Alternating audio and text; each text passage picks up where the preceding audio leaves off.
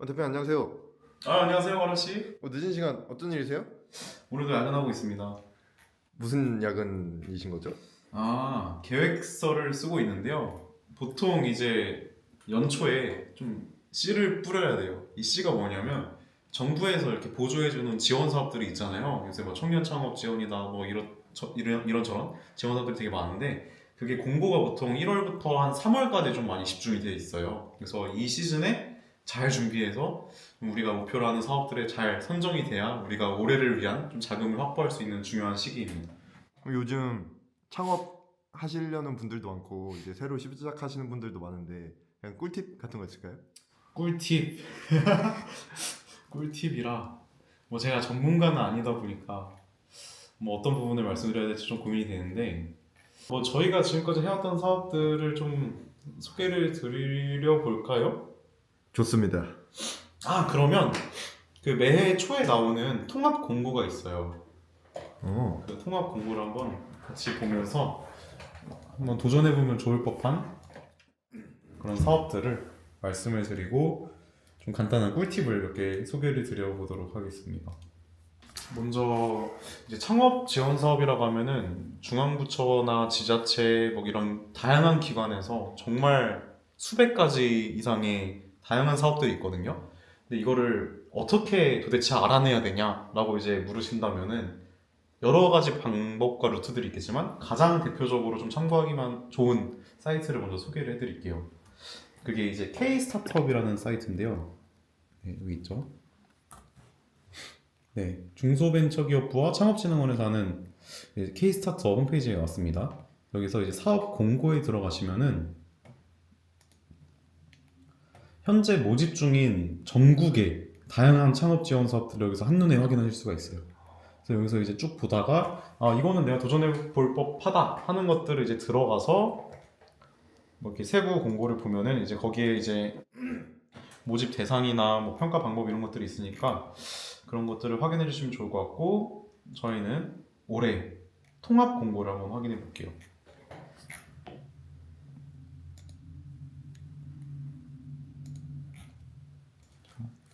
통합. 네, 2025년 중앙부처 및 지자체 열지 않고 창업 지원 사업 통합 공고죠. 네, 통합 공고에 들어왔고요. 한번 봐볼까요? 네, 올해는 이제 뭐 약 400개 이상의 사업과 이게 몇 억이야? 100천. 네, 한 3조 3천억 정도의 예산으로 지원 사업들을 마련을 한 것 같습니다. 여기 있네요. 이제 세부 사업들인데요. 제일 먼저 나오는 이 세 가지 보이세요? 예비 창업 패키지, 초기 창업 패키지, 창업 도약 패키지라는 건데 이게 좀 가장 대표적인 뭐 스타트업들이 창업을 하고 중앙부처의 지원을 받을 수 있는 지원 사업 중에 좀 대표격인 사업이라고 알아주시면 좋을 것 같고요. 저희는 이 세 가지를 다 했습니다. 2020년에는 예비 창업 패키지를 해서 사업자 등록을 하게 됐고 초기 창업 패키지는 또 이제 업력이 3년 이내여야지 할 수 있어요. 그래서 저희는 2022년에 이거를 진행했었고 작년에 이제 도약 패키지까지 하면서 저희가 이제 할 수 있는 패키지 사업은 다 진행을 한 상태입니다. 보통 이런 사업들을 보면은 크게 세 가지 분류로 나뉘어져 있는데 먼저 예비 창업자를 위한 거 이거는 이제 사업자 등록을 하기 전 단계이죠. 그래서 보통 이 예비 창업자들이 사업에 선정을 되면은 사업 수행하고 일정 기간 내에 사업자 등록을 해야 되는 뭐 그런 조건 같은 게 있고요. 그 다음이 이제 초기 창업 기업을 위한 지원인데 초기 창업 기업을 위한 지원 같은 경우에는 보통 이제 창업하고 3년 이내 기업들 그리고 이제 조금 도약, 좀 성장 이런 것들은 보통 7년 이내가 업력 기준입니다. 그거를 넘어가서도 뭐 할 수 있는 사업들은 있지만 주요 사업들은 보통 이렇게 7년 안에 좀 포진이 되어 있어요. 방금 말씀드렸던 패키지 사업은 좀 어떤 문제를 해결해야 되고 조금 더 기술적인 측면이 필요한 사업이라면은 이 로컬 크리에이터 육성 사업이라는 게 있습니다. 이 사업은 조금 더 이제 소상공인의 영역에 있는 비즈니스를 하시는 분들도 도전을 해볼 수 있는 사업이고요. 로컬이라는 게 좀 지역을 의미하기도 하잖아요. 그래서 지역의 자원이나 뭐 특산물, 특성, 스토리 이런 것들을 기반으로 창업을 해서 사업화를 하시는 분들이 좀 도전해 볼 수 있는 사업이에요. 이것도 저희도 진행을 했었습니다. 감자일린데 완전 최적화된 사업이네요. 뭐 그렇다고 할 수 있죠. 높은 평가를 받고 제가 기억하기로는 저희가 이 사업을 우수로 이제 졸업을 했습니다. 그럼 이런 사업들을 신청할 때 조건 같은 게 있나요? 조건은 정말 사업별로 너무 상이하고 너무 많은 이제 요건 차이들이 있어가지고 이렇게 통합 공고를 보시다가 이 키워드 뭐 예를 들면 관광 뭐 예를 들면 농식품 이거는 내가 하는 비즈니스랑 연관이 있을 것 같은데 라고 하는 거에 이제 세부 모집 공고를 한번 들어가서 확인을 해보시면 좋을 것 같고 그건 이따가 한번 저랑 해보시도록 하시죠.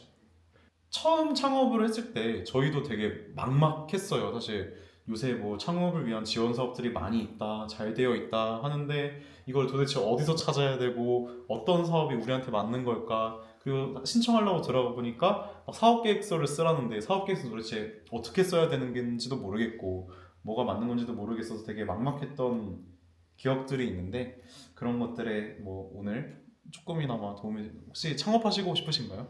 저요? 네.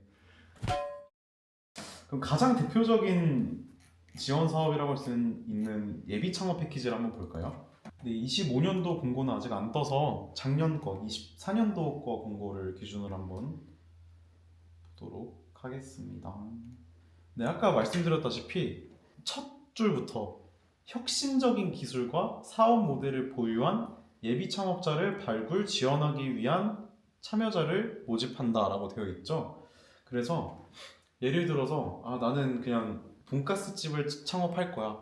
나는 카페 창업을 할 거야. 뭐 나는 맥주집을 할 거야. 이런 분들한테는 좀 맞지 않을 수도 있어요. 뭐 내가 어떤 사회의 어떤 문제를 해결하기 위해서 어떤 솔루션을 만들었어. 아니면 내가 뭐 장애인분들이 조금 더 편안하게 이동을 하기 위한 어떤 모듈 장치를 개발을 했어. 이런 식으로 어떤 문제를 해결하거나 사회에 좀 도움이 될 수 있는 그런 혁신적인 기술과 아이템이어야지 도전이 가능한 사업이긴 합니다. 그래서 지원 내용을 보면은 우선 지원 대상은 예비 창업자고요, 당연히 예비 창업 패키지니까. 그래서 이제 창업을 하기 이전인, 그러니까 사업자 등록을 한 적이 없는 분들이 대상이라고 봐주시면 될 것 같고, 사업화 자금은 최대 1억 원까지 지원이 가능합니다. 그래서 평균은 이제 0.5억 원이라고 되어 있는데, 이게 선정이 되더라도 그 평가 항목들과 배점 사항들에서 이제 선정 기업들을 쭉 순위를 매겨요. 그래서 뭐 예를 들어서 1등 기업은 정말 1억을 받을 수도 있고 뭐 누구는 8천이 될 수도 있고 6천이 될 수도 있고 5천이 될 수도 있고 그 이하가 될 수도 있고. 그래서 보통 이제 연초에 나온 사업들은 그 해 12월까지가 사업 진행 기간이라고 봐주시면 되고요. 그래서 선정이 되고 뭐 계획서에 있었던 내용들을 잘 수행해서 12월까지 받은 자금들도 다 소진을 하고 이제 결과 보고서를 쓰면은 그 한 해의 지원 사업이 마무리된다고 봐주시면 될 것 같아요. 지원금 홀랑 까먹으면 어떡해요? 혼란 까먹는다는 게 어떤 말이죠? 이제 투자를 많이 했는데 이제 잘 안 되고 다시 뱉어야 되나요? 그거는 없습니다. 상환 의무는 없어요. 이게 대출이나 투자랑은 달라요. 정부 지원 사업들은 내가 갚지 않아도 되는 돈인 건 맞지만 요새는 이제 부정수급이나 워낙 이제 지원 사업에 대한 여러 가지 문제와 이슈들이 있었겠죠. 그런 것들을 보완하기 위해서 예를 들어서 6천만 원을 이 사업을 잘하라고 지원을 해줬는데 그거를 내 그냥 주머니에 꿀꺽 간다거나 뭐 내 와이프의 백을 사준다거나 이러면 큰일 납니다 정말. 받으신 돈 더 이상을 환수를 당하실 수도 있어요. 뭐 쓸 수 있는 자금의 활용처도 어느 정도 제한이 있어요. 그러니까 내가 예를 들어서 5천만 원을 받았는데 나는 이 5천만 원을 뭐 내 인건비로 달에 500씩 줘야지가 안 돼요. 그게 뭐 되는 사업이 있을 수도 있지만 일단 대부분의 사업들은 인건비에 대한 제한 규정이 있고 사실 인건비를 그래서 못 쓰게 하는 사업들도 많은데 이 예비 창업 패키지는 비교적 그런 사업비의 활용 폭이 좀 넓은 사업이라서 인건비도 가능하긴 합니다. 그래서 여기 보시면은 뭐 사업화 자금을 재료비 뭐 우리가 뭐 저희는 맥주를 하니까 예를 들어 맥주를 사업이라고 치면은 뭐 메가를 산다거나 보리 뭐 효모를 산다거나 홉을 산다거나 하는 비용으로 쓸 수가 있고요. 뭐 외주용역비는 뭐 예를 들어 우리가 어떤 연구나 테스트를 해야 되는데 우리한테 그 장비가 없어. 그러면 어떤 실험실에다가 이제 이거 한번 분석해 주세요라고 이제 맡길 때 쓰는 비용이라고 생각해 주시면 되고, 뭐 기계 장치 필요한 기계를 사는데도 사용할 수 있고, 특허 비용으로도 사용할 수가 있고, 인건비나 뭐 전시회 박람회 참여할 수 있는 지구 수수료, 활동비, 교육비, 뭐 광고 선전비, 마케팅하는 비용 등등으로 사용을 하실 수 있습니다. 우리가 이제 이런 서류들을 준비해서 접수를 하면은 요건 검토를 하고 서류 평가 그리고 발표 평가를 통해서 최종 선정이 되고요. 이렇게 선정이 되면은 1년 동안 사업을 진행한다 라고 생각해 주시면 될 것 같아요. 그래서 저는 2020년에 이 예비 창업 패키지가 저희한테 참 의미가 많은 사업인 게요. 저희가 19년도에 처음 감자맥주라는 아이디어를 떠올렸고, 이걸로 이제 어떻게 보면은 학교 내에 창업경진대회에서 상을 받았어요. 근데 그러다 보니까 이거를 진짜 우리가 창업을 할까 말까 이런 기로에 있던 때에 이런 사업이 있다는 걸 알게 됐고, 이 사업의 경쟁률도 어마어마하거든요. 그래서 이 사업에 우리가 도전을 해서 우리의 아이디어와 우리의 계획서가 좋은 평가를 받고 선정이 된다면 우리가 정말 이거를 창업을 해도 되지 않을까라는 어떤 우리만의 기준을 세웠어요. 그래서 그 기준을 테스트하기는 차원에서 이거를 도전을 했는데, 이때 선정이 돼서 어떻게 보면은 지금까지 감자아일랜드를 좀 할 수 있었던 좀뭐 제일 첫 번째 스텝 같은 지원 사업이기도 합니다. 그래서 저희는 이때 운이 좋게 강원대학교에 그 사업계획서 작성 뭐 교육 같은 게 있었어요. 그래서 저기 홍천에 비발디 파크였나 뭐 이런 좀 리조트에서 1박 2일 동안 멘토랑 멘티가 매칭이 돼서 정말 이런 큰 홀에서 계속 사업계획서 쓰고 피드백 받고 수정하고 쓰고 피드백 받고 수정하고 이걸 1박 2일 동안 했거든요.